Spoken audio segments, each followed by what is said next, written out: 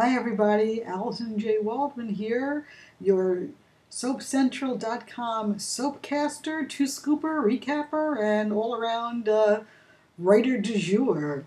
So how are you all doing today? Hope you had a good week. Certainly there was a good week on the soaps, a lot of action to be had.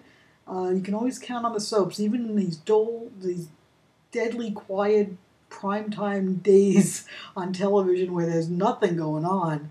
Thank God you got the daytime soaps to watch, right? You know, at least there's some action, some actual storylines happening, some characters that are doing something, unlike the reruns and the reality crap that's on most of network television. So let's start.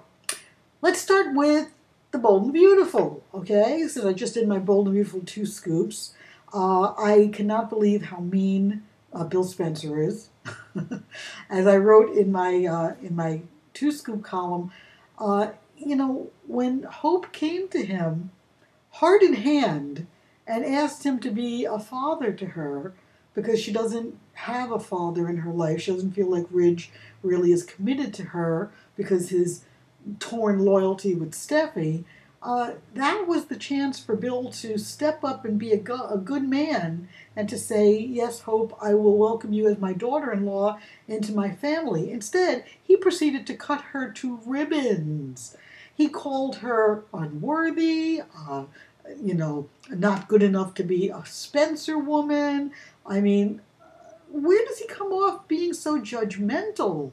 He's such a cruel man. I do not like this character, and I really feel like we're not seeing enough comeuppance. I mean, he's got this whole scheme going on now. He's going to pop Deacon out of Genoa City prison. He's going to make him go to Italy. He's going to try to ruin the wedding. And there's no guarantee that even if he does keep Hope and Liam from getting married, that Liam is going to turn around and go back to Steffi. I mean, this is such a ridiculous plan.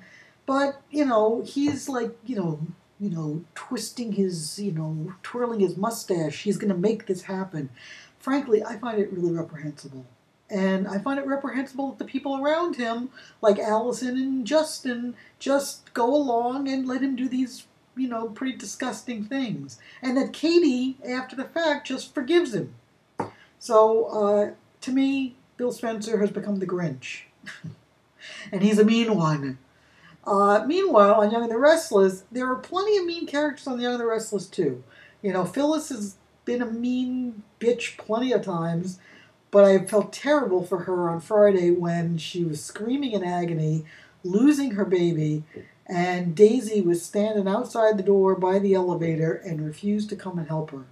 That was just really, really mean. And like I said, I felt really bad for Phyllis, but I think this is how they're going to get rid of Daisy. Because I think Daisy is going to end up getting caught because, that whole way, how much you want to bet there's security cameras that caught her ignoring Phyllis's cry for help? And now Michael is the new interim DA. Michael will prosecute her or threaten to prosecute her if she doesn't give up custody of Lucy to Daniel, and that'll be Daisy's cue to get out of town. Meanwhile, I'm not even going to mention that company, BON, which they just keep talking about and talking about. So this week, Jack finally won it, and Victor is now upset because he lost it. But Victor has found some solace because now he's messing around with Sharon. He's messing around with a girl who used to be his daughter-in-law, who is the mother of his grandchildren. This is, many people have written in and think this is a truly disgusting story. I'm not going to go that far, but I do think it's highly inappropriate. It's one thing for Victor to have all these trophy wives, and he's had plenty of trophy wives, but did he really have to look for Sharon to be the next Mrs. Victor Newman, which I think is where they're going, but very, very, inappropriate. Meanwhile, over on General Hospital, wow. That baby switch has really got me upset. Frankly, I don't want this to go on too much longer. I want them to realize that that baby cannot be Taya's baby. There's got to be something. I mean, like Steve brought it up the other day. There's something about the blood. There's got to be an RH factor. There's got to be something. There's going to be a way. They're going to test the DNA of that baby, and they're going to find out that that baby is Jason and Sam's. And I just hope that this storyline does not linger too long. It's nice having Taya on the show, but not when she has the wrong baby. And Todd is racked with guilt. I just can't imagine he's going to continue this much longer. But he may not be, because Cassie DePaiva is returning to General Hospital to play Blair. And if Cassie's coming on and if Blair's coming on, she may be the voice of reason to get Todd to do the right thing and to get that baby back with Jason and Sam where the little baby belongs. Meanwhile, I completely despise the Christina storyline, the mob princess reality TV show. Ridiculous.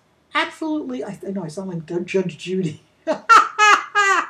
It's a stupid storyline.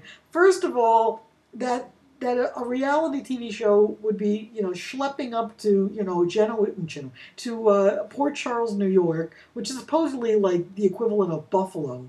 That they're going to go up to Buffalo or Port Charles and follow this mob princess around and be in her face. It's dumb. And I don't believe for a second that Christina would do it, because Christina may be a spoiled brat, but she's not stupid.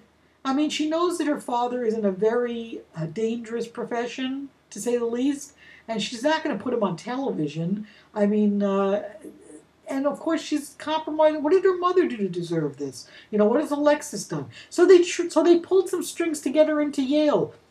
Parents do that all the time. I mean, seriously.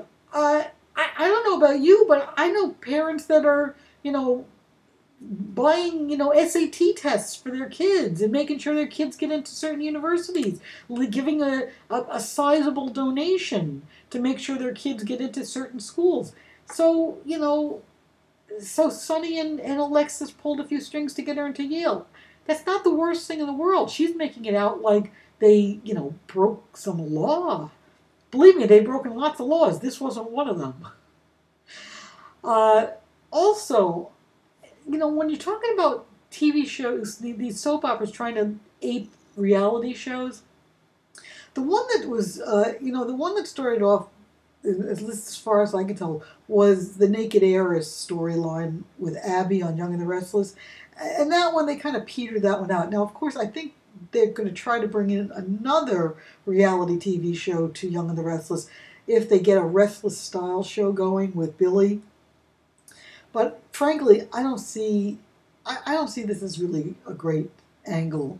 I'd like to see the soaps be more original and not ripping off really bad reality TV. Okay? It's just my impression. Days of Our Lives. How long is Stefano going to be dead? I asked this question because that show needs Stefano. And I think Joe Mascolo needs to play Stefano. So I'm hoping that we're going to find out pretty soon, maybe even when Lexi dies. That'll be the way of showing that Stefano's not really dead, that he is actually staged his own death or something like that. Because, Stefano needs to be around. He's the best villain they have. Meanwhile, I think I mentioned this to you guys last week, I don't like the Gabby Stalker story. I don't like fooling around with stories like that, and now it looks like the guy who she's enlisted to be her fake stalker is actually going to go after Melanie. And that's not good. That's not good. That's not good. Meanwhile, regarding people who are showing up on the soaps, I'm really disappointed with Bold and the Beautiful. They brought John Hensley in for one scene, one day. That stinks. John Hensley is too good an actor to get a one-day role as a doctor. Brad Bell, if you're listening, bring him back, give him a job in Los Angeles, and put him to work. And have him date Steffi. Have him date somebody. I mean, there are all these available women on the show, and not enough men. They can't all date Liam and Ridge. Then, Crystal Chappelle She's had like 3 scenes in 3 weeks. She's too good an actress. Please get back to that storyline. Okay? Danielle and Karen, let's get back to that storyline. Finally, Hilary Bailey Smith. I love Hilary Bailey Smith. Why aren't we giving her more time on camera? I know she's only Hope's therapist, but why not make her, put her in a practice with Taylor? Have them both be, share a practice together. Have them both be treating people. Have them do couples counseling. She's such a good actress. She needs to be used on that show. Brad Bell, stop writing about Liam and Steffi and Hope, and start writing about these other characters. Finally, last guesting information. Jeff Branson is returning to Young and the Restless to play Ronan, which means Trisha Cast is coming back to Young and the Restless to play Nina. So we can look forward to seeing those guys interact. Maybe this time they'll actually get closer as mother and son. So that's it. 11 minutes. I've yapped enough. I hope you enjoyed this week's Soapcast, and I'll be back next week with more.